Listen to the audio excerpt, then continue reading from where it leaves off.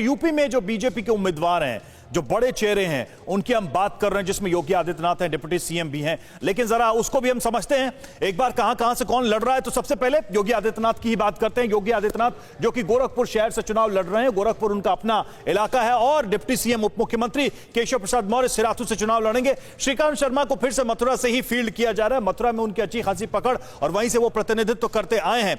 और फिर आगे बढ़े और दूसरे बड़े चेहरों की बात करें। पंकज सिंह नोएडा से, राजा सिंह के बेटे, ये नोएडा से कंटेस्ट करेंगे जो लिस्ट आई है उसके मुताबिक। और संगीत सोम को सरधना से ही उतारा गया। संगीत सोम जो कि पश्चिमी उत्तर प्रदेश में बीजेपी का एक फायर ब्रांड नेता, और तेजपाल नागर को दादरी से चुनाव लड़ाया जा रहा है। ये चेहरे हम एक एक करके आपको बता रहे हैं कि कौन कहां से चुनाव लड़ेगा। और देखिए, मृगंका सिंह को कैराना से उतारा गया है मैदान में, और संदीप सिंह को अतरौली से टिकट दिया गया है।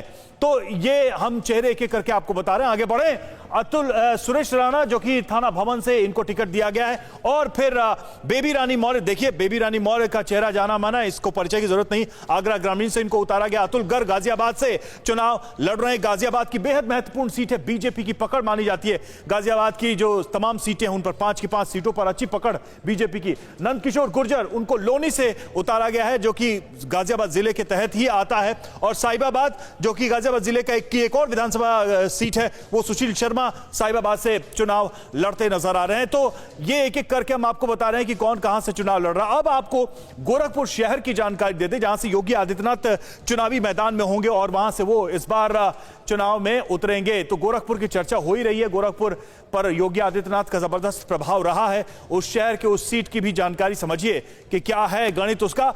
तो अब यहां से चुनाव लड़ रहे हैं योगी आदित्यनाथ। प्रदेश के मुख्यमंत्री बीजेपी उम्मीदवार राधा मोहन दास अग्रवाल 2017 में यहां से जीते थे, वहां से वो कैंडिडेट थे। तो बीजेपी की विजय वहां पर रही है। 2017 में आखिरी जो विधानसभा चुनाव था उसमें बीजेपी के कैंडिडेट जीते थे। राधा मोहन ने कांग्रेस के राहुल सिंह को 60,730 वोटों से हराया था। बड़ा अंतर है, बड़ा मार्जिन होता है विधानसभा चुनाव में, ऐसा मार्जिन। और बीजेपी उम्मीदवार राधा मोहन दास के खाते में ये सीट गई थी।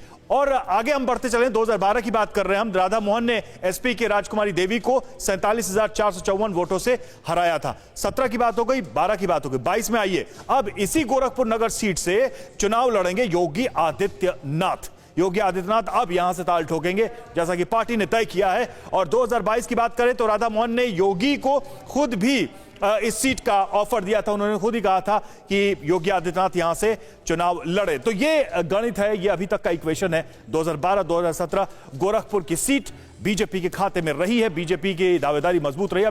परवाह देश की, सोमवार से शुक्रवार रात 10 बजे TV9 भारतवर्ष पर।